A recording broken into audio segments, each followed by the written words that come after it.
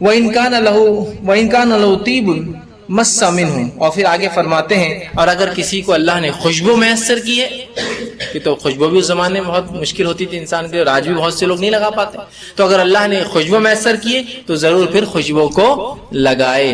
ایک روایت میں تیل کے الفاظ بھی آتے کہ تیل لگائے اور خوشبو لگائے۔ تو اب جمعہ کا دن ہے، غسل لیا، بس جتنے اچھے کپڑے ان کپڑوں کو آپ ڈالیے، اپنے کپڑوں میں جو اچھے کپڑے ہوں، ٹھیک ہے، اس کے بعد آپ جو ہے خوشبو لگائے، اور اللہ نے میسر کیا ہے تو خوشبو اور تیل کا ضرور جو ہے استعمال کریں۔ اسی طرح جو باتیں حدیث میں ملتی ہے جمعہ کے دن کرنے کی وہ یہ ہے، آپ فرماتے ہیں جو شخص جمعہ کے دن غسل جنابت کرے، یہی روایت سے میں نے آپ سے کہا کہ جو نکاح شادی شدہ اور سہولت ہو تو وہ جو ہے بستری کرے تاکہ پھر وہ جنوبی اور غسل جنابت کرے۔ حدیث کے الفاظ سنیے، جو شخص جمعہ کے دن غسل جنابت کرے اور پہلے وقت میں ہی چل پڑے، غسل جنابت کیا اور اول وقت میں جمعہ کی کہاں چل پڑا؟ مسجد کی طرف چل پڑے، تو گویا اس نے اللہ کے تقرب کے لیے اللہ کی راہ میں ایک اونٹ قربان کیا، ایک اونٹ ذبح کیا، ایک اونٹ صدقہ کیا، جو کچھ اللہ کے تقرب، اللہ کے نزدیک۔ پھر فرماتے ہیں اور جو دوسرے وقت جائے، مطلب جو اول وقت میں نہیں گیا، سیکنڈ فیز میں گیا، دوسرے وقت میں جائے، تو اسے ایک گائے اللہ کی تقرب میں اللہ سے قرب حاصل کرنے کے اندر اس نے کیا، ایسا اس کو ثواب ملے گا۔ پھر آپ نے فرمایا اور جو تیسرے وقت میں جائے، گویا ایک سینگ والا مینڈا، سینگ والے مینڈے کی فضیلت یاد رکھیے، ذبح کر سینگ والا مینڈا اللہ کے تقرب میں اس نے خرچ کیا یا دیا۔ اس کے بعد فرماتے ہیں اور ایسا شخص جو چوتھے وقت میں جائے، بہت ہی قریب خطیب چڑھ گیا، چوتھا وقت بالکل ایک دم نماز سے قریب، چوتھے وقت میں جائے تو اس کی مثال ہے جیسے اس نے ایک مرغی اللہ کی راہ میں قربان کی، اور جو پانچویں وقت میں گیا، دا لاسٹ کمرس جس کو بولیں گے، اس کی مثال ایسی ہے جیسے اس نے ایک مرغی کا انڈا اللہ کی راہ میں قربان کیا یا صدقہ کیا۔ اور پھر آپ نے فرمایا میں دیا، اور جب امام خطبہ دینے کے لیے آ جاتا ہے، ممبر پر بیٹھ جاتا ہے، تو فرشتے جو دروازوں پر ہوتے ہیں، جو اندر داخل ہونے والوں کے نام لکھتے رہتے کون کون جمعہ کے لیے آ رہا ہے، وہ رجسٹرز کو بند کر دیتے ہیں اور آ کر خطیب کا تذکیر، جو خطیب نصیحت اور وعظ کرتا ہے، وہ سننے بیٹھ جاتے ہیں۔ تو گویا کوشش یہ کرنی چاہیے کہ جمعہ کو خطیب کے ممبر پر چڑھنے سے پہلے آنے والا ففتھ ہے کہ تو اس کو انڈے کا ثواب ملے گا۔ تو ظاہر سی بات ہے اول آنے والا بہت جلدی آ رہا ہے، اذان سے پہلے داخل ہو جا رہا ہے، ہو سکتا ہے دوسرا نمبر اذان کے وقت داخل ہو رہا ہے، تیسرا دوسری اذان کے وقت داخل ہو رہا ہے جو خطیب چڑھ رہا ہے، لیکن یہ تمام لوگ جو ہے خطیب کے ممبر پہ بیٹھنے سے پہلے آ رہے ہیں۔ اس کے بعد تو فرشتے اپنے رجسٹرز بند کرتے ہیں اور آ کر واضح نصیحت سننے بیٹھ جاتے جو خطیب دے رہا ہے۔ سمجھ رہے ہیں بات کو؟ تو کوشش کیجئے جمعہ کے دن جتنی جلدی ہو سکتا ہے ہم چل پڑے، ہے نا۔ لیکن کیا ہوتا ہے چیزوں کی اہمیت جب تک سمجھ میں نہیں آتی ہے نا، تو لوگوں کو اول جانا دوم جانا اس کی اہمیت بھی نہیں سمجھتی، ایسا ہوتا ہے نا، واپس نہیں سمجھتے۔ لیکن اگر کوئی کہہ دے کہ کرکٹ میچ ہے، انٹرنیشنل لیول تو چھوڑ دیجئے، لوکل اسٹیٹ میچ ہے اور میرے پاس کچھ ٹکٹس ہے، اب ٹکٹس ایسے ہے کہ وہ تو ایک اسپیشل وی آئی پی لان ہوتا ہے، اس کے بعد جنرلی اسٹیڈیم میں نمبرز نہیں ہوتے ہیں، لوگ ترتیب میں بٹھاتے جاتے جیسے لوگ آتے ہیں، تو جو سب سے وہ لائیں گا وہ سب سے نزدیک کی سیٹ پائیں گا اور سب سے نزدیک سے گیم دیکھ سکتا ہے۔ تو وہاں کیسا اجلت کرتا ہے آدمی کہ جلدی جا کر وہاں بیٹھیں گے تو نزدیک سے دیکھیں گا۔ کوئی سیلیبریٹی آ رہا ہے، کوئی ایسا شخص جو سٹار ہو، چاہے سپورٹس کے اندر ہو یا فلموں کے اندر فلاں ہو، تو اس کو دیکھنے کے لوگ کیسے آگے کھڑے ہونا پسند کرتے، اس کے لیے جو ٹکٹ جو قیمتیں ہوں، ہے نا، اول، کیونکہ اس کو اہمیت دی جا رہی ہے۔ میں یہ کہنا چاہ رہا ہوں جمعہ کی بھی اہمیت سمجھیے، اس کو اہمیت دیجیے کہ آج جلدی جانا ہے، دوسروں سے آگے پہنچنا ہے، ممبر سے نزدیک بیٹھنا ہے، خطیب کے نزدیک بیٹھنا ہے تاکہ وہ دکھے مجھے، اس کو میں غور سے سنوں۔ بہت اہم ہے اندر کی۔ کتنی باتیں آگے اس حدیث کے اندر، جنابت کا غسل لے، جلدی جائے، 5 وقت بتا دیے گئے، پہلے وقت میں جانے والا اونٹ کی قربانی کے برابر ثواب، گائے کی قربانی کے ثواب، مینڈے کی قربانی کا ثواب، مرغی، اور پھر انڈے کا آخری، اور اس کے بعد تو پھر رجسٹر کلوز ہے، فرشتے جا کر سنتے بیٹھ جاتے ہیں جو خطیب واعظ و نصیحت کرتا ہے۔ اسی طرح جو ہم کو جمعہ میں کیے جانے والے اعمال کے تعلق سے پتہ چلتا ہے وہ یہ کہ مسجد میں داخل ہونے کے بعد جتنی نوافل آسانی سے ہو سکے اتنے پڑھیں، اس لیے کہ نبی اکرم صلی اللہ علیہ وسلم نے اس کا ارشاد، اس کا حکم دیا۔ آپ جمعہ کے لیے داخل ہوئے مسجد میں، جتنے نوافل آپ آسانی سے پڑھ سکتے ہیں اتنے نوافل جمعہ کے دن پڑھنے کی آپ کوشش کریں۔ آپ صلی اللہ علیہ وسلم فرماتے اور کہتے ہیں، یہ صحیح بخاری کی روایت، آپ نے فرمایا جو شخص جمعہ کے دن غسل کرتا ہے اور استطاعت کے مطابق اچھی طرح وضو کرتا ہے، غسل کرتا ہے اور استطاعت کے مطابق اچھی طرح غسل کرتا ہے، ٹھیک، بہت پرفیکٹلی اپنے جو وضو کو کرتا ہے اور تیل یا خوشبو لگاتا ہے، سر میں تیل لگاتا ہے، لیکن اس کی آواز ایک آدمی کی ہے، اب اگر پوری مسجد بولیں گے تو پھر کیا ہوگا؟ پوری مسجد نیوسنس کریٹ کرنا شروع کر دیں گے. حکمت کیا کہی گئی؟ اس کو کہنے دو، تم کچھ مت کہو اسے، اس لیے کہ اگر تم اس کو خاموش کہو گے، خاموش بیٹھو، تم نے لغو کیا. پھر ایک بچہ چلا رہا ہے ایک کی آواز، اگر اس کو بڑا بچے گا چپ جمعہ کی نماز خاموش بیٹھ، اس سے ہوگا کیا؟ دو ہوں گے. پھر وہ دوسرا دے گا جمعہ ہے نا، تم کو سمجھتا نہیں کہ خاموش رہنا. تیسرا بولے گا ارے یار تم لوگ پورے آواز کر رہے، جمعہ کے دن خطیب کھڑا ہے. پھر خطیب پریشان ہے، کہیں کیا چل رہا ہے اس مسجد کے اندر یار، کوئی سننے کو تیار ہے نا. تو کیسی حکمت ہے کہ کوئی کسی کچھ نہ کہے، آٹومیٹک سب خاموش ہو جائے. کوئی آواز کر رہا ہے کرنے دیجیے، آپ خاموش نہیں، آپ کی خاموشی اس کے لیے دلیل ہے خاموش ہونے کی. تو اتنا جمعہ کیا ادب ہے اور اتنا خطیب کی خطبہ دیتے وقت خاموش رہنا ہے کہ آپ کسی کو اس کی غلطی پر ٹوک بھی نہیں سکتے، یا اس کو یہ بھی نہیں کہہ سکتے تم خاموش بیٹھو، اس لیے کہ تمہارا یہ بولنے سے پوری مسجد ڈسٹرب ہونے والی. خاموش تم نے بھی لغو کیا، اور آگے روایت میں آئے گا جس نے لغو کیا جمعہ کے دن اس کی جمعہ نہیں ہوتی. اتنی اہم بات ہے نا. بالکل آواز نہیں کرنا ہے، خاموشی سے بیٹھنا ہے، ٹھیک، اور کسی قسم کی چیزوں سے کھیلنا نہیں. ایک روایت میں فرمایا جو جمعہ کے دن نماز کے لیے آئے اور کنکریوں سے کھیلے، کیونکہ اس زمانے مسجد نبوی ریت تھی، اس میں ریت تو کنکری ہوتی ہے اس کے اندر، کنکریوں سے کھیلے، اس نے لغو کیا، اور جس نے لغو کیا اس کا جمعہ نہیں. اب آج کے زمانے میں چٹائی سے کھیل سکتے ہیں، کچھ بھی مطلب نماز کا وقت ہے اور کچھ بھی پتہ نہیں عجیب و غریب لوگ جو حرکتیں کرتے رہتے ہیں، جیسی کوئی انتہا نہیں. تو یہ لغویات ہے، یاد رکھیے. ایک مرتبہ ایک مسجد میں نے دیکھا کہ اے سی چل رہا تھا اور اے سی نیچے سے کالمز میں سے ہوا آ رہی ہے اس کے اندر. تو ایک جناب وہ نماز خطبہ خطیب دے رہا ہے اور وہاں کھیل رہے، ہوا اتنی اچھی دستی سکھا رہے ہیں، پھر اس پہ کھیل رہے ہیں، وہ دستی اڑ کر اوپر آ رہی ہے، اس کو وہ کر رہے ہیں. پھر ان کے بچے نے بھی دیکھ لیا، اس نے بھی ٹیشو پیپر لا کے اندر ڈال رہا ہوا، ہوا نکل کے آ رہی ہے اسے. یہ بھی لغو ہے. شطرنجیوں سے کھیلنا لغو ہے نا. اسی طرح کنکریاں اگر آپ کسی میدان میں پڑے تو لغو ہے. کسی چیز کو بیٹھے بیٹھے آپ بس کریدتے رہتے، یہ سب لغو ہے. مطلب یہ کہ کانشیسلی یا انکانشیسلی خطبہ سننا ہے، تم کہیں بھی اپنے ہاؤ باؤ ہاتھ پیر کہیں بھی نہ ہو، پورا کانسنٹریٹ خطیب کی طرف. اور ظاہر سی جب کوئی چیز سے انسان کھیلے گا تو اس کا تھوڑی کانسنٹریشن ادھر رہے گا، ہے نا. تو کہا کھیلنے سے بھی منع کیا اور خاموش بٹھانے سے بھی منع کیا. اسی طرح آپ نے اور فرمایا اور کہا ممسل حسا فقد لگا ومن لگا فلا جمعۃ لہ. جس نے جو ہے کنکریوں سے کھیلا جمعہ کے دن، کیونکہ اس زمانے کنکریاں تھیں، تو اس نے جو ہے لغو کیا، اور جس نے لغو کیا اس کا جمعہ نہیں ہوتا.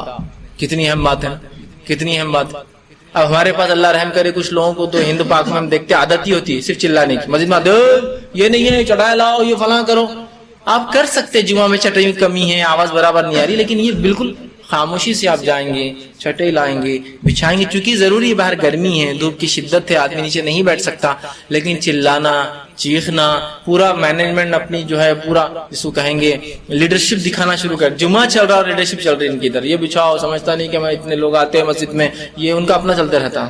یہ جمعہ کے بعد بھی ہو سکتا ہے، یہ بعد میں مینجمنٹ کو بولا جا سکتا ہے، اتنے ہی شدت سے بولا جا سکتا ہے. بعد میں تو لوگ اور زیادہ ہوں گے اگر آپ کو لوگوں کو بتانا ہی ہے تو، لیکن وہاں ہم کرتے چونکہ ہم کو ادب ہی نہیں پتا جمعہ. تو کہا پھر اس نے لغو کیا، اور جس نے لغو کیا اس کا جمعہ نہیں ہوتا ہے. ٹھیک. اسی طرح فرماتے ہیں اگر کوئی شخص مسجد میں اس وقت آتا ہے جب امام خطبہ دے رہا ہے تو اسے پہلے تحیت المسجد پڑھنا ہے اور پھر نیچے بیٹھنا ہے، سیدھا نہیں بیٹھنا ہے. اس لیے کہ نبی اکرم صلی اللہ علیہ وسلم نے اس تعلق سے فرمایا، اور آپ کے زمانے میں ہوا یہ کہ ایک شخص آیا، آپ نے فرمایا اذا جاء احدکم اليوم الجمعۃ والامام یخطب، کہ تم میں سے جب کوئی شخص مسجد میں داخل ہو اور امام خطبہ دے رہا ہو تو آپ نے فرمایا فلیرکع رکعتین ولیتجوز فیہما، کہ تم میں سے کوئی شخص مسجد میں داخل ہو جب خطیب خطبہ دے رہا ہے تو وہ کیا کرے کہ وہ جو ہے 2 رکعتیں پڑھ لے، ہلکی پڑھے، لیکن بہت لمبی نہیں، ہلکی 2 رکعتیں پڑھ لے اور وہاں جو ہے بیٹھ جائے تخفیف کے ساتھ، ہلکی 2 رکعتیں پڑھ لے اور پھر بیٹھ جائے، ہے نا. کیا فرمایا آپ نے کہ اگر تم میں سے کوئی شخص مسجد میں داخل ہو، امام خطبہ دے رہا ہو تو تم 2 رکعتیں ہلکی پڑھو اور پھر کیا کرو وہاں بیٹھ جاؤ. ہمارے پاس کیا ہوتا ہے، خطبہ چل رہا ہے تو نماز نہیں پڑھ سکتے، تو پھر وہ خطبے میں آتا ہے ایسے جھکتے جھکتے آتا اور اندر گھس جاتا خطبے میں. اس کے بعد پھر خطیب خطبے کے بعد، اچھا یہ خطبہ اردو ہے عربی بھی نہیں، پھر بولتے ہیں جس نے نماز نہیں پڑھی پڑھ لے، تو پھر سب پوری مسجد اٹھ جاتی. اور ایسا لگتا ہے کبھی کوئی نیا جماعت کھڑی ہو رہی ہے وہ بیچارہ کھڑے ہو جاتا ہے، اگر سمجھو وہ غیر اردو زبان کا آدمی ہے اس کو لگتا ہے سب کھڑی ہو رہی ہے، وہ بھی کھڑا ہو جاتا ہے. بعد میں دیکھتا سب اپنی اپنی نماز باندھ رہے ہیں، ہر آدمی اپنی اپنی کر رہا ہے. اور اس عمل کی وجہ سے کہ دوران خطبہ ہمارے پاس روکا جاتا ہے نماز پڑھنے سے، جبکہ رسول اللہ نے حکم دیا۔ بلکہ آپ ایک بار جمعہ کا خطبہ دے رہے تھے، ایک شخص آ کر بیٹھ گیا، آپ نے کہا ایک شخص نماز پڑھ لے پھر بیٹھ، وہ شخص کھڑا ہوا، نماز پڑھا اور پھر بیٹھ گیا۔ آپ نے اسے پڑھنے کا حکم دیا نماز، تاکہ وہ تحیۃ المسجد پڑھے اور اس کے بعد بیٹھے۔ ہمارے پاس یہ حال ہے کہ کوئی آ کر اگر نماز پڑھے، ارے خطبہ چلا رہا ہوں اردو، ویسے خطبہ جمعہ کے 2 ہونا چاہیے، ہمارے پاس خطبہ جمعہ کے 3 ہوتے ہیں، ہے نا؟ ایک اردو میں پہلی اذان کے بعد ممبر سے نیچے، ایک عربی میں دوسری اذان کے بعد ممبر کے اوپر، پھر خطیب بیٹھتا ہے بیچ میں ایک بار پھر کھڑا ہوتا ہے، پھر وہ تیسرا ہوتا ہے، مطلب دوسرا خطبہ عربی میں ممبر پہ سے۔ جبکہ رسول اللہ کے زمانے میں خطبے صرف 2 ہوا کرتے تھے۔ اب دوسری اذان کے بعد، مطلب معاف کرنا آپ کے زمانے میں تو دوسری اذان نہیں ہوتی، ایک ہی ہوتی، اذان کے بعد خطیب کھڑا ہوتا سیدھا ایک، اس کے بعد بیچ میں بیٹھ کر اٹھتا 2۔ تو دوسرے خطبے کی مطلب پہلا جو اردو میں ہے، جو کہ خطبہ ہے بھی نہیں مسنونہ، جو ممبر سے ہٹ کر کرسی بیٹھ کر ایک ساتھ دیتے رہتے ہیں، جب سنت ہے کہ ممبر پہ چڑھ کے دیا جائے، یہ ایک نئی بدعت ہے ہمارے پاس جو ایجاد کر دی گئی۔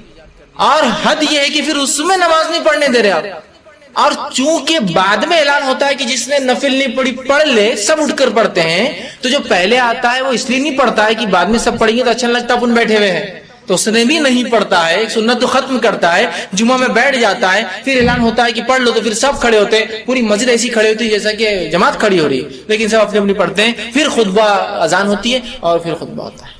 کیسے ہم سنتوں کو ختم کر رہے ہیں ایک کے بعد ایک؟ کر لیے تو کیا ہوا، بیٹھ گئے تو کیا ہوا، بس یہی تو مسئلہ ہے نا۔ تو امام خطبہ دے رہا 2 رکعت پڑھ کے بجا۔ اسی طرح جو ہے جو شخص مسجد میں بیٹھنے والوں کی جو ہے گردنیں پھلانگتے ہوئے نہ آئے، اور نہ ہی ان کے درمیان فرق کر کے بیٹھے، اس لیے کہ آپ کے زمانے میں ایک شخص جمعہ کے لیے اور گردنیں پھلانگتے ہوئے، وہ اوپر سے پیر ڈالتے ہوئے آنے لگا، آپ نے فرمایا اور کہا اجلس فقط ازئی، بیٹھ جا، تو نے تکلیف دی لوگوں کو، اور وہ بیٹھ گیا، کیونکہ تکلیف دینے والی بات ٹھیک۔ اسی طرح جو ہے جمعہ کی اذان کے بعد خرید و فروخت کرنا یاد رکھیے حرام ہے، دکانیں بند کرنا، اس لیے کہ اللہ نے کہا سورہ جمعہ کی آیت نمبر 9 کے اندر کہ یا ایھا الذین آمنوا اذا نودی للصلاۃ من یوم الجمعۃ فاسعوا الی ذکر اللہ وذروا البیع، جب تم اے لوگو ایمان لانے والو اذان سن لو جمعہ کی تو اللہ کے ذکر کی طرف دوڑو، نماز کی طرف دوڑو، خطبہ سننے کے لیے دوڑو، اور اپنے تجارت کو بند کر دو۔ تجارت بند کرنا یہ کرنا حرام ہے اور بند کرنا واجب ہے ہم پہ۔ اسی طرح جمعے کے ادب فضیلت اور جو چیز ہم کو کرنا وہ یہ کہ جمعہ کے رات اور دن سورہ کہف پڑھنا چاہیے، کبھی بھی جب بھی موقع ملے۔ رات اور دن سے مراد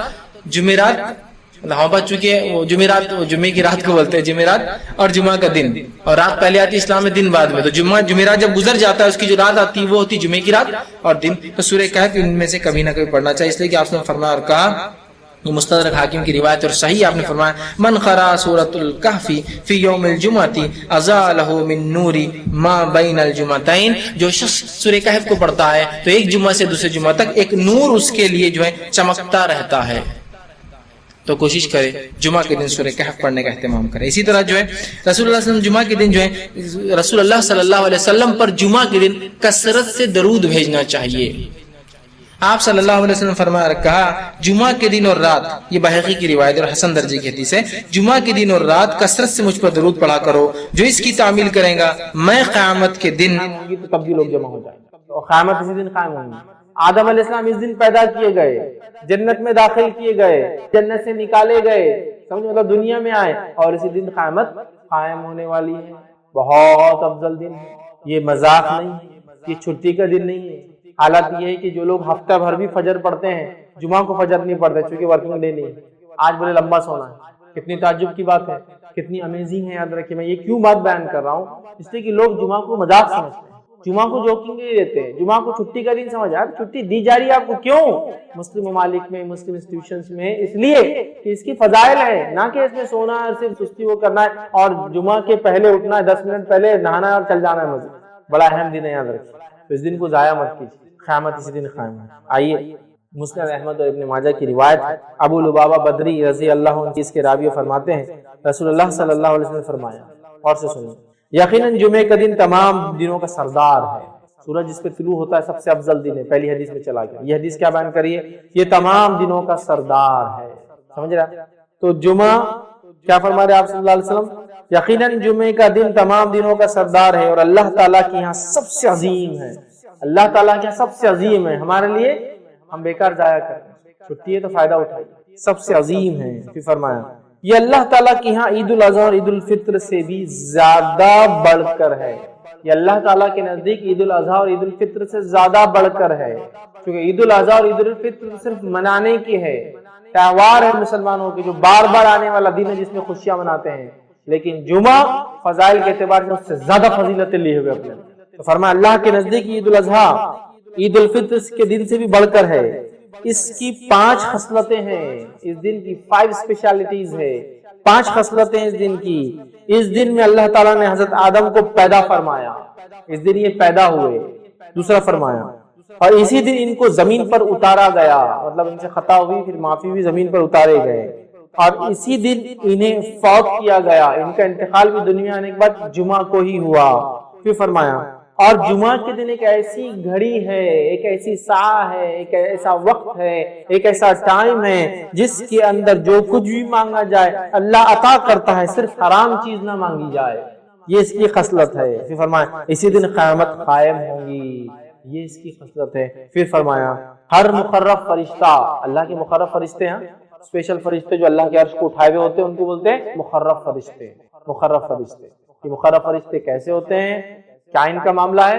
فرشتوں کی دنیا میرا ایک لیکچر ہے، اس میں ضرور آپ سنیں، کتنے امیزنگ یہ فرشتے ہیں۔ یاد رکھیں تو بہرحال ہر مقرب فرشتہ جو اللہ کے قریب ہوتا ہے، اللہ کے عرش کو اٹھائے رہتا ہے، جو اٹھائیں گا اللہ کے عرش سے اس کا تعلق ہے۔ مقرب فرشتہ آسمان اور زمین اور ہوا، آسمان اور زمین اور ہوا اور سمندر جمعہ کے دن سے ڈرتے ہیں۔ اللہ کا مقرب فرشتہ زمین اور آسمان، ہوا اور سمندر، مطلب زمین آسمان ہوا اور پانی، سب جمعہ کے دن سے ڈرتے جب یہ آتا ہے۔ کیوں؟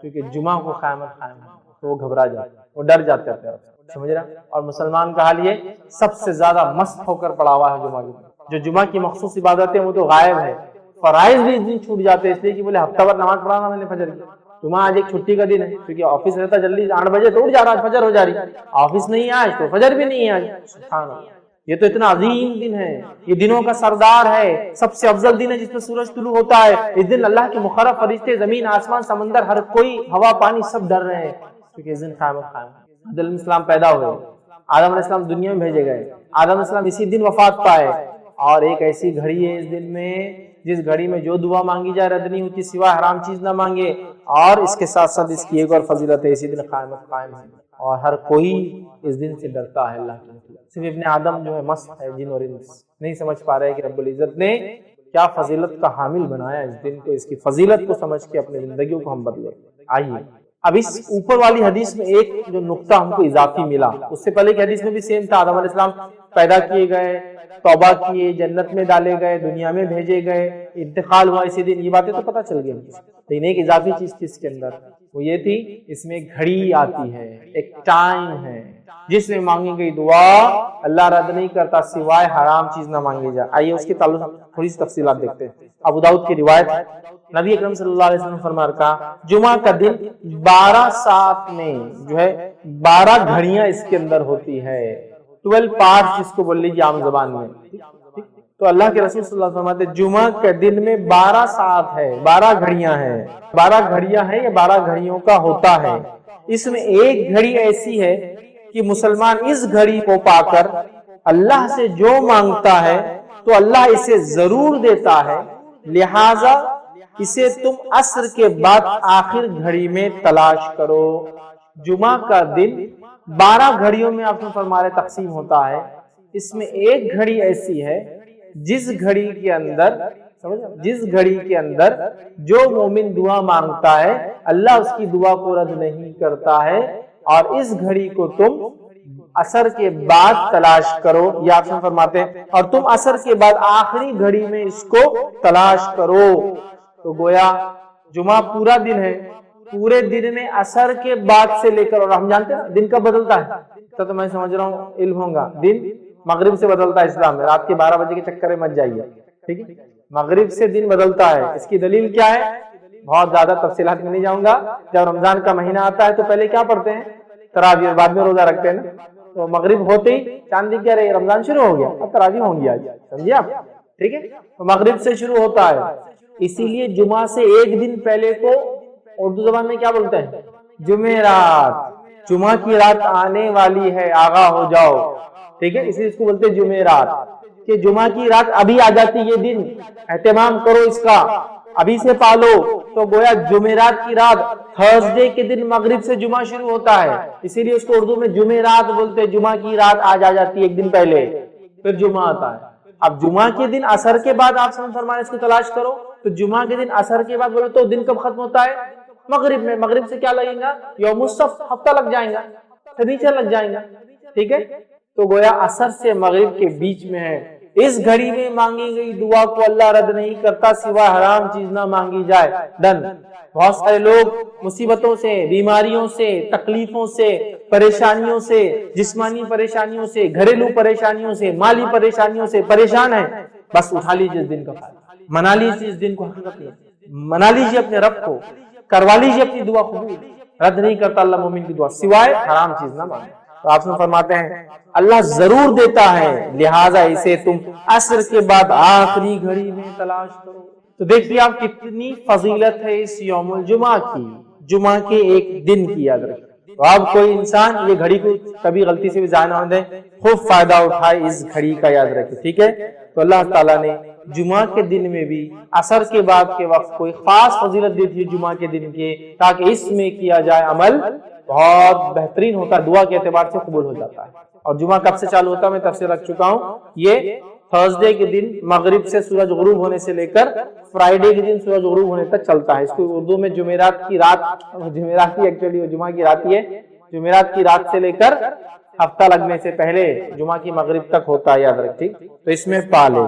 اسی طرح جو ہے ابو داؤد اور حاکم اور نسائی کی روایت، اس روایت کے اندر ہے اسے عصر کے بعد آخری ساعت میں تلاش کرو۔ تو گویا عصر کے بعد آخری حصے میں یہ وقت آتا ہے جس میں ہم خوب دعائیں کریں، یاد رکھیں۔ تو یہاں پتہ چلا کہ عصر کے بعد ہم کو یہ دعا کرنا چاہیے۔ اب آئیے ایک اور فضیلت اس دن کی کیا ہے جس کا فائدہ ہم اٹھا سکتے ہیں۔ وہ حدیث اس طرح سے ہے، سنن نسائی مستدرک حاکم کی روایت ہے، نبی اکرم صلی اللہ علیہ وسلم فرمایا، ابو سعید خدری رضی اللہ عنہ اس حدیث کے راوی فرماتے ہیں، کہتے ہیں جو کوئی جمعہ کے دن سورۃ الکہف کی تلاوت کرے تو اللہ تعالیٰ اس کے لیے 2 جمعہ کے درمیان جو ہے نور روشن کر دے گا۔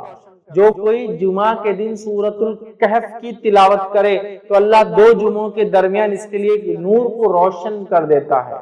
اور لائٹ، روشنی کبھی فائدہ مند چیز ہے جس میں انسان کو دکھتا ہے، اور اندھیرا نقصان دہ اس لیے کہ اس میں آپ نہیں جانتے کیا آگے ہو سکتا ہے۔ تو نور ہدایت آپ کے لیے کر دیتا ہے کہ 2 جمعہ کے بیچ میں یہ نور چمکتا رہتا ہے آپ کے لیے۔ کیا کرنا ہے اس دن؟ سورۃ الکہف کی تلاوت کرنا ہے پورے جمعہ میں۔ تو جمعہ کب چالو ہوتا ہے؟ جمعرات کی رات سے، تو وہاں سے لے کر تو دوسرے دن تک کبھی بھی کر سکتے، کوئی ضروری نہیں جمعے کی نماز سے پہلے، کوئی ضروری نہیں جمعے کی نماز کے بعد، کوئی ضروری نہیں جمعہ کے دن فجر کے بعد۔ آپ مغرب کے بعد سے لے کر جمعرات تھرسڈے گزر گیا، مغرب ہو گئی، وہاں سے لے کر سیکنڈ ڈے تک کر سکتے ہیں۔ ایک ساتھ بیٹھ کے کیجئے، یا ایک ساتھ نہیں ہو سکتے کسی وجہ سے تو توڑ کے کیجئے، انشاءاللہ کوئی مسئلہ نہیں کہ بھائی کچھ شروع کر دیا، پھر بیچ میں ٹائم آ گیا، نماز وغیرہ جا کے پھر آپ کا کنٹینیو کر لیا، اور ماشاءاللہ ایک ہاف این آور ہارڈلی زیادہ سے زیادہ ختم ہو گیا آپ کا سورۃ الکہف۔ ضرور پڑھے۔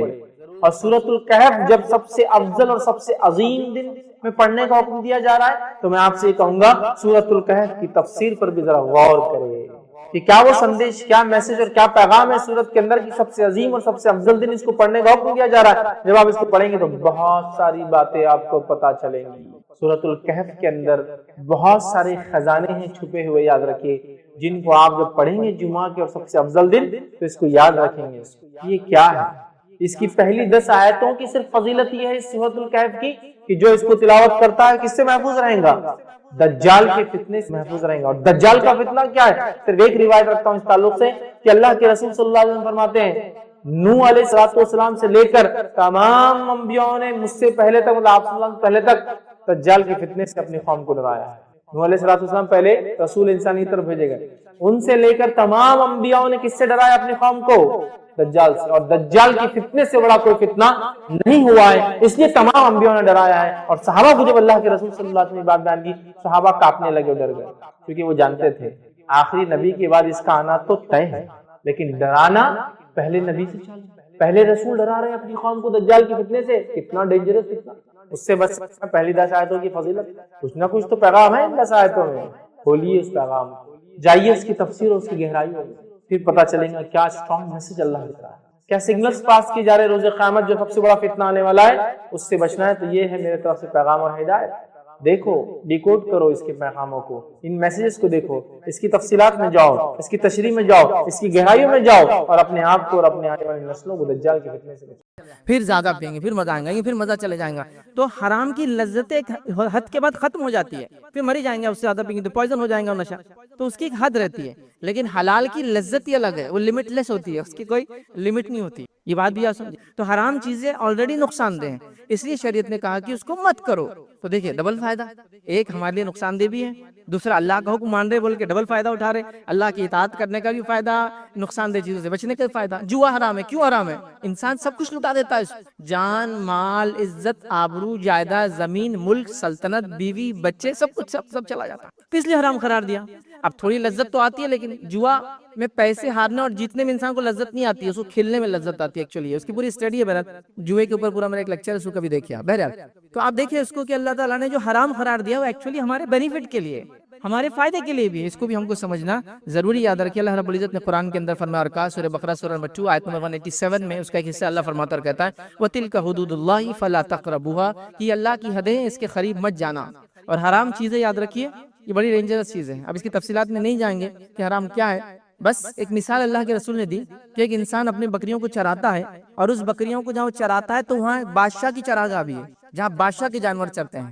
تو ایک چرواہے کو معلوم اس کا جانور اگر بادشاہ کی چراگاہ میں جائیں گا تو کیا حال ہوگا، سمجھ رہے آپ؟ تو ویسی حرام چیزیں یہ اللہ کی حدیں ہیں، اس کے اندر نہیں گھسنا چاہیے کبھی بھی، ورنہ پھر اللہ رب العزت بدلہ لیتا ہے۔ جیسا بادشاہ کا چراگاہ ہے، یہ اللہ کے رسول کی مثال دے رہا ہوں میں، اپنی نہیں دے رہا ہوں۔ آپ نے کہا جیسا بادشاہ کی چراگاہ ہوتی ہے، اور ایک چرواہا جو عام جانور چراتا ہے اس کو معلوم ہے اس میں نہیں گھسنا، اس میں گھسے تو سزا ملتی پھر۔ تو حرام چیزیں اللہ کی جو ہے وہ حدود ہے، اس میں نہیں گھسنا چاہیے، چونکہ اللہ نے اس کو منع کیا ہے، میں نے اور آپ نے نہیں، اپنی سمجھ سے نہیں، اللہ نے کہا ہے۔ اب اس میں داخل ہوں گے تو پھر اللہ کی حدود میں داخل ہو رہے ہیں، پھر اللہ رب العزت بدلہ لیں گا اس کا، تو ڈینجرس بات ہے، بہت بچنا بھی چاہیے برا۔ تو لہٰذا یہ اللہ کا فضل ہے، جود ہے، کرم ہے، احسان جس کو بولتے ہیں عام زبان میں، کہ اس نے یہ تمام چیزیں ہم کو بتا دی، یاد رکھے تاکہ ہم اس سے بچیں، ٹھیک ہے۔ اسی طرح اللہ رب العزت نے جو ہے جن چیزوں کو حلال اور حرام قرار دیا، تو کچھ باتیں قرآن میں، کچھ باتیں نبی اکرم صلی اللہ علیہ وسلم نے بیان کی۔ اللہ رب العزت قرآن میں بیان کرتا اور فرماتا ہے سورہ نمبر 7 سورہ اعراف اور اس کی آیت نمبر 157 میں اللہ فرماتا اور کہتا ہے وَيُحِلُّ لَهُمُ الطَّيِّبَاتِ وَيُحَرِّمُ عَلَيْهِمُ الْخَبَائِثَ، کہ نبی اکرم صلی اللہ علیہ وسلم جو بھیجے گئے لوگوں کی طرف، ان کے مشن میں جو ایک کام کرتے، وہ کام یہ کرتے ہیں کہ طیبات کو ان پر حلال کرتے ہیں، پاکیزہ چیزوں کو ان پر حلال کرتے ہیں، وَيُحَرِّمُ عَلَيْهِمُ الْخَبَائِثَ، اور ان پر ناپاک چیزوں کو، گندی چیزوں کو، پلیت چیزوں کو، بیکار کی چیزوں کو حرام قرار دیتے ہیں۔ تو یہ آیت بھی یہ بتا رہی ہے کہ حلال چیزیں طیب ہے اور حرام چیزیں خبائث سے ناپاک ہے، گندی ہے، بری ہے۔ تو لہٰذا ہم کو جو حرام سے روکا گیا وہ ہمارے ہی فائدے کے لیے، اس بات کو ہم ذہن نشین کر لیں اور کبھی بھی حرام کی طرف جانے کی کوشش ہم نہ کریں، یاد رکھیں۔ یہ بڑی اہم چیز ہے، یاد رکھیں، یہ بڑی اہم چیز، اور اس کو سمجھنے کی ضرورت ہے، یاد رکھیں۔ اس کو جب نہیں سمجھتے تو سارے مسائل اور پرابلمس چالو ہوتے ہیں۔ آئیے نبی اکرم صلی اللہ علیہ وسلم نے اس بات کو ایک حدیث کے اندر اس طرح سے فرمایا اور یوں کہا، یاد رکھیں حدیث کے اندر، کہ ایک انسان، ایک راستہ ہے، سیدھا راستہ ہے، اس راستے کے دونوں جانب جو ہے دروازے ہیں، مطلب ایک شہرہ ہے، بڑا راستہ ہے، اس جانب دونوں جانب دروازے ہیں، ان دروازوں کے اوپر پردے لگے ہوئے ہیں، ان دروازوں کے اوپر پردے لگے ہوئے ہیں، ٹھیک۔ اور جب انسان جو ہے، ایک آدمی جو سامنے دروازہ ہے اس راستے کے، اور اس دروازے ایک سائڈ ایک انسان کھڑا ہے اور وہ کہتا ہے لوگوں میری طرف آؤ۔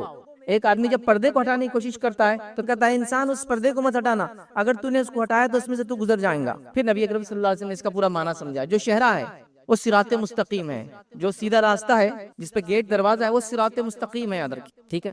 وہ جو اوپر سے شخص آواز دے رہا ہے لوگوں میری طرف آؤ، وہ قرآن ہے جو لوگوں کو ہدایت کی طرف صراط مستقیم کی طرف بلاتا ہے۔ جو راستے کے دونوں طرف دروازے، لیفٹ اینڈ رائٹ سائڈ، یہ اللہ کی حرام کردہ چیزیں ہیں، مطلب راستے کے اندر دروازے جس میں جا سکتا ہے آدمی، لیکن حرام کردہ چیزیں، اس پر اللہ نے پردے بھی ڈال دیے ہیں کہ مت دیکھو اس کے طرف، مت جاؤ، مطلب بتا دیے گئے۔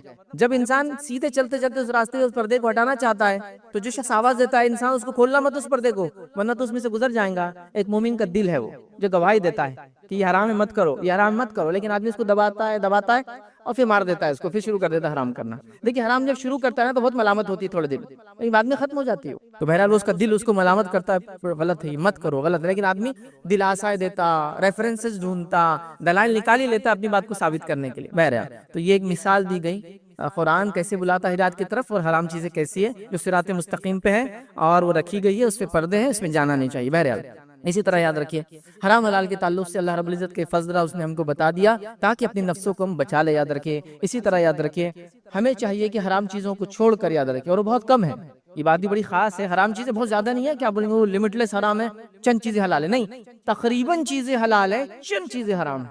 یہ بڑی خصوصیت یاد رکھیں. دیکھیں تجارت میں سب کچھ حلال ہے, صرف سود حرام ہے. کھانے پینے میں سب کچھ حلال ہے سوائے مردار, غیر اللہ کا نام جس پہ لیا گیا, مردار, سور کا گوشت اور خون, یہ حرام ہے, باقی سب حلال. دیکھیں کتنا آسان ہے. وضو ہمیشہ رہتا ہے, انسان اگر کر لے تو چند چیزوں سے ٹوٹتا ہے, وہ بتا دی گئی. تو کیا حرام ہے بتا دیا گیا. پتہ ایسا نہیں کہ ہر چیز حرام حرام حرام حرام حرام, ایک آدھ حلال نہیں, حلال حلال حلال حلال, ایک آدھ چیز حرام ہے. بہت قلیل چیزیں ہیں, تھوڑی چیزیں حرام ہیں. دیکھیے نا, صرف سود حرام ہے تجارت, باقی سب حلال ہے. اب کیا سب چیزیں آپ کو اجازت دی جا رہی, صرف کہا سود پہ مت کرو, کتنی بڑی بات ہے. کھانے میں 4 چیزیں منع کی گئی, باقی سب کھا سکتے ہو تم. ہاں پسند نہیں ہے تو مت کھاؤ, ایک الگ بات ہے. اب کوئی سوال کریں گے جام کھانا حلال ہے حرام ہے, اس کی کوئی دلیل کی ضرورت نہیں. چاروں میں سے ہے کیا, غیر اللہ کے نام پہ لیا گئی چیزوں میں سے ہے کیا, سور کا گوشت ہے کیا, وہ, ہاں ٹھیک ہے. تو یہ 4 چیزیں بس منع کی گئی, بس اس میں نہیں ہے تو پھر حلال ہے نا.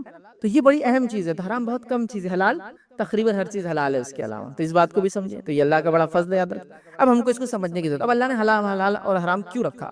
کوئی سوال کر سکتا ہے, نوجوان ہے, لاجیکل کوشچن پوچھتے ہیں نوجوان, پوچھنا چاہیے, اچھی بات ہے, کوئی بری چیز نہیں ہے. تو حرام کیوں کیا, اس سے کچھ حکمتیں بتائی جاتی ہے. تو پہلی حکمت یہ کہ اللہ اس سے آزمانا چاہتا ہے آپ کو, ٹیسٹ لینا چاہتا ہے, ٹھیک ہے, کہ رکتے ہو یا نہیں رکتے ہو, سنتے ہو یا نہیں سنتے ہو. دوسرا امتحان ہے جنتی اور جہنمیوں کے بیچ میں جو اللہ لینا چاہتا ہے, کہ کون بندے جو سن کے آتے ہیں اور کون بندے جو نہیں سن کر آتے ہیں. تو یہ امتحان ہے جنتی اور جہنمیوں میں. کیا تیسری وجہ جو بتائی گئی یہ مومن اور منافق کا فرق. مومن تو اللہ اور اس کے رسول کی بات چاہے سمجھ میں ہو نہ سمجھ میں عمل کر لیتا ہے. منافق کا ایسا رہتا ہے کہ اس نے تو راستہ نکالنا ہی ہے, سوال کر کے چکے سو کرنا نہیں ہے. تو مومن اور منافق کا فرق. اسی طرح جو چوتھی وجہ جو بتائی جاتی ہے وہ یہ ہے, حلال میں فائدے ہیں, حرام میں نقصان ہے. تو اللہ لوگوں کو بچانا چاہتا ہے نقصان سے اور دینا چاہتا ہے فائدے. حرام میں نقصان ہے, حلال میں فائدے ہیں, تو اللہ فائدے دینا چاہتا ہے, مومنوں کو نقصان سے بچانا چاہتا ہے. شراب پینے والی قومیں برباد ہو گئی ہیں, جوا کھیلنے والے ملک کے ملک برباد ہو چکے ہیں, زنا کرنے والے ملک برباد ہو چکے ہیں, بچے پیدا نہیں ہوتے ان کے پاس. اب ان کو آبادیوں کے لیے وہ ہمارے ایسے ملکوں کو کہہ رہے بھائی بھیجو لوگوں کو, ہر سال ہم کو 2-5 لاکھ لوگوں کی ضرورت ہے. سنتے ہیں نا آپ, اسپین ہے, اٹلی ہے, کینیڈا ہے, ہر سال ان کو 2 سے 3 لاکھ لوگوں کی ضرورت, چونکہ مرد مرتے جا رہے ہیں, نئے لوگ بچے پیدا کرتے نہیں, چونکہ یہ حرام کی دین ہے. زنا کی وجہ سے کسی کو پتہ نہیں کون کس کی اولاد لے آدھو کو پیدا کرنا نہیں چاہتا ہے, بچے پیدا ہی نہیں ہوتے.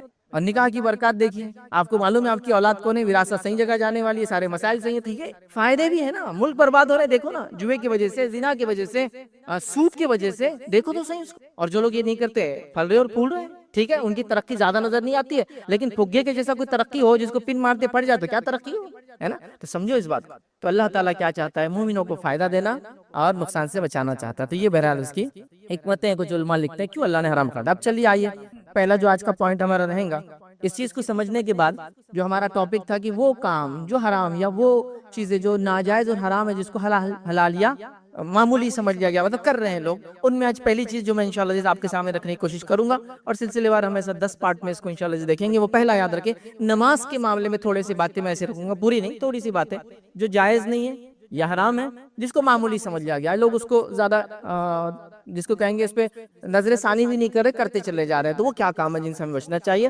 بہت گہرائی میں نہیں جاؤں گا, اور تمام چیزیں نہیں, بس مختصر, چونکہ اتنا وقت نہیں ہوتا جمعہ میں کہ ساری چیزیں تفصیل نہیں جا سکے. تو آئیے آج وہ چند حرام کام یا ناجائز کام یا وہ کام جن سے منع کیا گیا نماز کی حالت میں, وہ انشاءاللہ رکھنے کی کوشش کروں گا. تو پہلا کام یاد رکھیے وہ یہ ہے, اور جو تمہید میں نے حرام کے تعلق سے رکھی, یہ ہر خطبے کے لیے تمہید کامن ہے, یاد رکھیے. اب صرف اس کے بعد کے خطبوں میں پوائنٹس آتے جائیں گے, یاد رکھیے. چلیے آئیے, پہلا وہ کام نماز میں جو جائز نہیں ہے, یہ جو حرام ہے, یہ جو منع ہے, جو ہم کرتے ہیں جس سے بچنا چاہیے, وہ یاد رکھیں. نماز میں عدم اطمینان رکھنا, مطلب نماز کو اطمینان سے نہیں پڑھنا, بے چینی کے ساتھ, کنٹینیوس حرکات اور سکنات, کنٹینیوس سمجھ نا, بال سیدھے کیے جا رہے ہیں, ٹوپی جمائی جا رہی ہے, رومال سیدھا کیا جا رہا ہے, سوپ کو کھینچا جا رہا ہے, بلیزر سیدھا کیا جا رہا ہے, چشمے کو سیٹ, دیکھیے کنٹینیوس کچھ لوگ نماز میں عدم اطمینان میں رہتے ہیں. کنٹینیوس نماز میں جو خشوع اور خضوع وہ چھوڑ کر عدم اطمینان نہیں ہوتا, اطمینان کے خلاف کام کرتے ہیں, یا کبھی جلد بازی کرتے ہیں, مطلب اطمینان سے نماز نہ پڑھتے, اسپیڈلی نماز پڑھی جا رہی ہے, اتنی زیادہ اسپیڈ سے کہ جس کی کوئی انتہا نہیں, یاد رکھیں, جس کی کوئی انتہا نہیں. اتنی کہ مطلب نمازوں کے جو پوسچرز ہوتے ہیں, نمازوں میں جو چیزیں آپ کرتے ہیں, اس کے اندر ضروری ہے کہ آپ کی ہڈیاں سکون میں آ جائے, اتنی دیر کھڑے ہونا چاہیے. جیسے کہ آپ اگر قیام میں کھڑے تو اتنی دیر کھڑے ہو کہ ریڑھ کی ہڈی سکون میں آ جائے, اور اس کو سکون میں آنے کو ٹائم لگتا ہے, جب اٹھتے ہیں تو سیدھے ہوتے من کے اس کے آرام سے سورہ فاتحہ پڑھیں گے, زمین سورہ ملائیں گے, پھر رکوع کرے, اتنی دیر رکوع کرے کہ ریڑھ کی ہڈی پھر سکون میں آ جائے, ورنہ بس جھکا اور اٹھا, سکون میں آ جائے, اس کے بعد پھر وہ کھڑا ہوا، اتنی دیر سکون میں کھڑا ہوا، سمیع اللہ لمن حمیدہ پڑھنے کے بعد کہ ریڑھ کی ہڈی سکون میں آ گیا. ہمارے پاس تو رکوع اور وہ جو کھڑے ہوتے ہیں اس میں قوما بولتے ہیں اس کو، بیچ میں قیام تو پہلا والا ہوتا ہے، لیکن بیچ میں جو کھڑے ہوتے ہیں سمیع اس کو قوما بولتے ہیں. اتنا وہ کم ہوتا ہے کہ وہ دونوں ایک ساتھ ہو جاتے ہو، ایسا رکوع سے اٹھا اور پھر چلا گیا سجدے کے اندر. مطلب اس میں کچھ بھی ٹائم نہیں ملا کہ ریڑھ کی ہڈی سکون میں آئے. اب جو نماز امام بیچارہ ایسی پڑھا رہا ہے تو نماز ظاہر سی بات ہے وہ 10 منٹ سے کم میں تو نہیں ہونے والی ہے. تو لوگ بول رہے امام صاحب بہت ہو جا رہا نا، پیچھے بوڑھے لوگ ہیں نا، کیسے کریں گے؟ بوڑھے لوگ 40 منٹ ایکسرسائز کر رہے ہیں، آج کل ڈاکٹر بولے اتنا تو کم از کم کرو، تو 10 منٹ نماز میں نہیں کھڑے ہو سکیں گے. عجیب و غریب لاجکس ہے اس کے پیچھے، ریزننگ ہے. نہیں ایسا نہیں ہوتا، چھوٹے بچے بھاگ جائیں گے نا، فلاں ہوں گے، یہ ہوں گے. تو اتنا شارٹ کر دیا گیا کہ 4 رکعات equal to 6 منٹس، 4 رکعت 6 منٹ میں ہو جانا چاہیے. اگر 6 منٹ سے زیادہ امام جا رہے ہیں تو ان کو نکالنے کی تیاری ہو جانا چاہیے. اب سیکنڈ امام لانا چاہیے جو اب 6 منٹ کے اندر پڑھا ہے، اور ہو رہا ہے 1.5 منٹ کے کیلکولیشن کے حساب سے چل رہا ہے معاملہ. پہلی 2 رکعتوں کو تھوڑا سا لمبا کر دو، بعد کی 2 تو 1 منٹ میں ہوتی ہے کیونکہ اس میں صرف سورہ فاتحہ ہے. 6 منٹ میں نماز ہو کے سلام کر لو، 2 اس کے بعد 1 منٹ کی دعا ہے، اور مسجد سے باہر نکل کے پورا وضو کے ساتھ طہارت ملا بھی لے تو 12 منٹ میں انسان باہر ہے نماز سے. چلو الحمدللہ، یہ اچھے امام صاحب ہیں، نیک ہے، اور ان کو پتہ ہے مسائل کیا ہے لوگوں، کتنے بزنس وغیرہ، ہم لوگ کتنے پریشان ہیں نا، کمانے دمانا، مصروفیتیں یہ وغیرہ. لیکن دینے والی ذات تو وہی ہے نا جس کے سامنے کھڑے ہیں. اگر وہاں اگر صحیح سے کھڑا ہو جائے تو وہ خود برکت دے دے گا ان تمام چیزوں میں جس کے لیے میں بھاگ رہا ہوں نکل کے. میں یہ بھی نہیں کہہ رہا ہوں کہ آپ گھر مسجد جائیے تو 1.5 گھنٹہ اندر چلے جائیے اور وہیں رہ کے نماز کے لیے.